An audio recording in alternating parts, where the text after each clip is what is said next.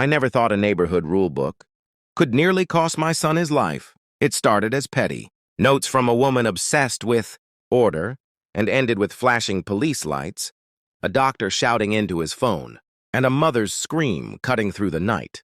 Our HOA president, Karen, believed she was the law, and when we begged her to make an exception, just one, so our sick child could have the equipment he needed to breathe, she didn't just refuse, she tried to stop his operation. What happened next would shock the entire community and prove that sometimes the most dangerous people aren't criminals. They're the ones hiding behind. Let's drop your location and comment. Let's see how far this story reaches around the world. When we first moved into the neighborhood, it felt like the kind of place people dream about. Perfect lawns, identical mailboxes, freshly painted fences. Every house looked like a photograph, torn from a suburban magazine after years of hospital visits. We finally wanted peace.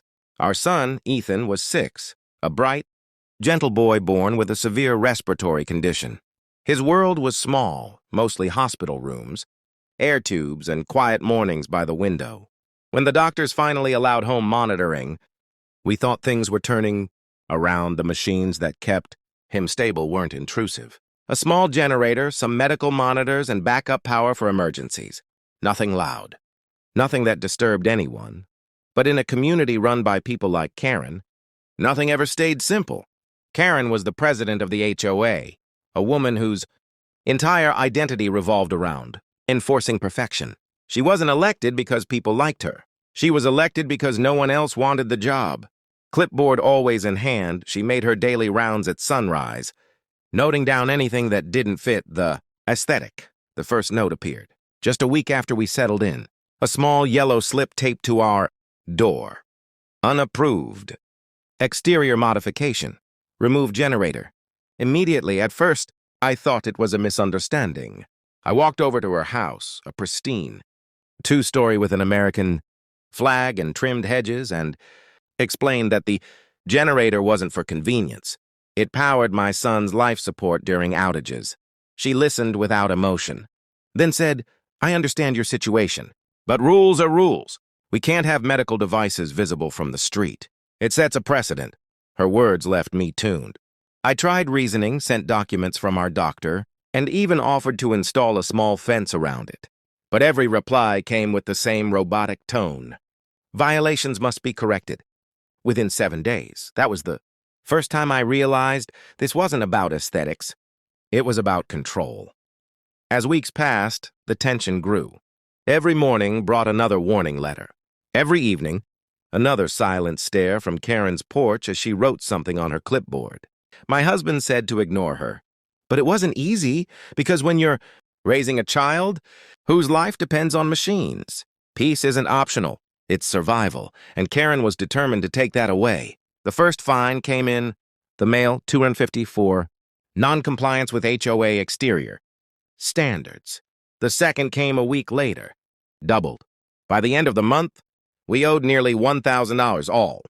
Because our generator was visible from the street, we appealed, of course, sent letters, made calls, and even begged the HOA board to meet with us in person.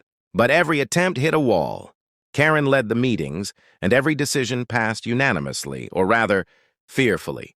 Neighbors whispered but stayed silent.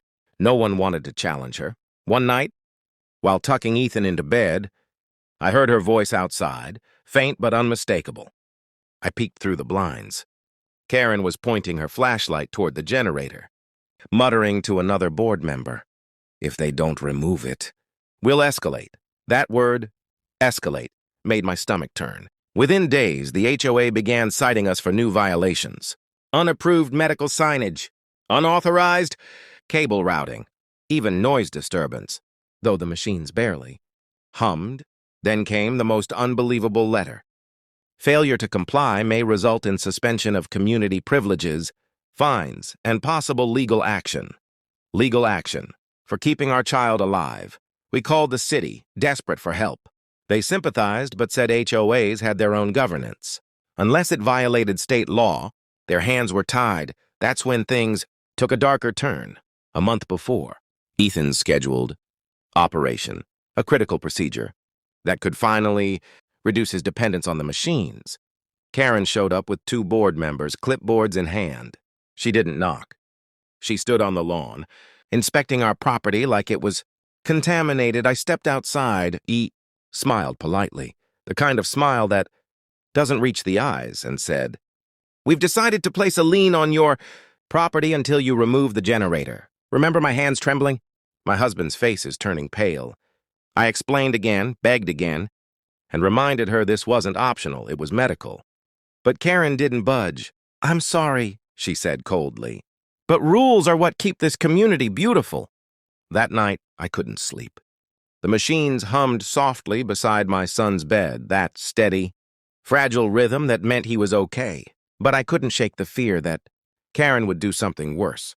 Over the next few weeks, the harassment continued. Anonymous complaints appeared in our mailbox.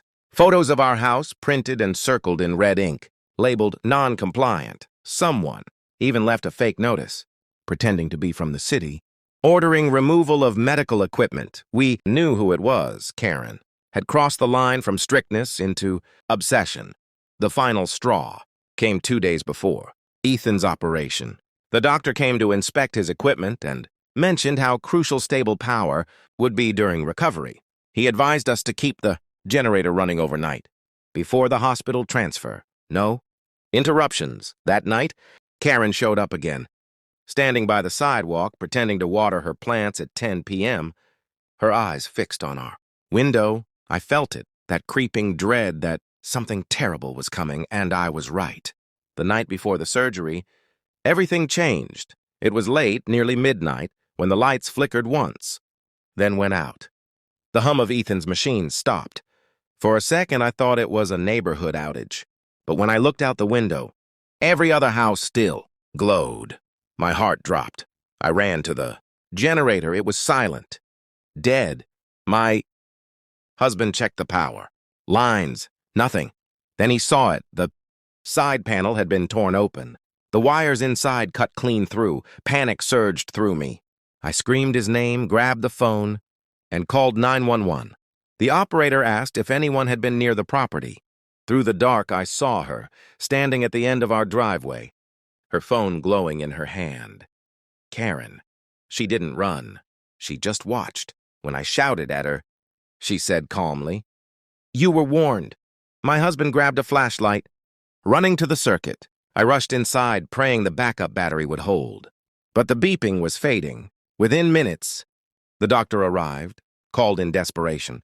He carried a portable monitor, his face pale as he saw the open power box. He didn't ask questions. He just said, "Call the police." Sirens flashed red and blue across the perfect lawns. Neighbors stepped outside, whispering as the doctor pointed to the cut. "Wires. Someone tampered with medical equipment," he said. "This child could have died." The police faced Karen. When asked to step forward, she didn't deny it. "Rules apply to everyone," she said coldly. I did what the board wouldn't. The doctor's voice shook with anger. "You cut life support. You endangered a child." Karen stood still, arms crossed, as if proud of what she'd done. "Ma'am, you're under arrest," the officer said. The handcuffs clicked, sharp, final. Karen glanced at me and whispered, "You shouldn't have defied the rules." As they led her away, the doctor reconnected the machines. The hum returned, steady and alive. My son was safe, but I knew power isn't just electricity. It's the illusion of control. And Karen had finally lost it. The next morning, Karen's house sat dark and silent. For the first time, there were no notes, no whispers, just fragile peace. By noon, everyone knew what she'd done. The HOA board rushed to hold a meeting. "Karen acted alone," said George, the president. The board had no knowledge, but guilt hung heavy in the room. They all knew. They'd all watched her go too far. Sirens flashed red and blue across the perfect lawns. Neighbors stepped outside, whispering as the doctor pointed to the cut. "Wires. Someone tampered with medical equipment," he said. "This child could have died." The police faced Karen. When asked to step forward, she didn't deny it. "Rules apply to everyone," she said coldly. I did what the board wouldn't. The doctor's voice shook with Anger. You cut life support. You endangered a child. Karen stood still, arms crossed, as if proud of what she'd done.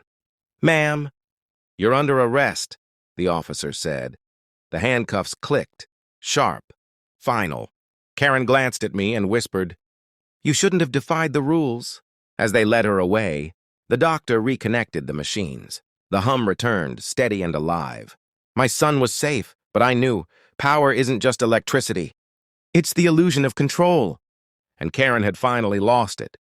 Months later, the HOA changed. New leadership, new compassion, rules rewritten to protect families like ours. Neighbors spoke kindly again, not through complaints, but care. Then one day, a letter arrived. No return address. "I know nothing can undo what I did," Karen wrote. "I've been volunteering at a children's hospital." "I finally understand." "I'm sorry I didn't reply. I didn't need to." Ethan's surgery went perfectly. He's stronger now, his laughter filling the quiet nights. Sometimes the hum of his monitor reminds me how close we came to losing him, and how one person's obsession nearly destroyed a community. You can fix fences and repaint doors, but once compassion fades, the whole neighborhood falls. Apart, rules can keep a place. Perfect. Only kindness keeps it alive. Did you enjoy the video? Then show your support with a like, share your thoughts in the comments, and subscribe to become part of this journey.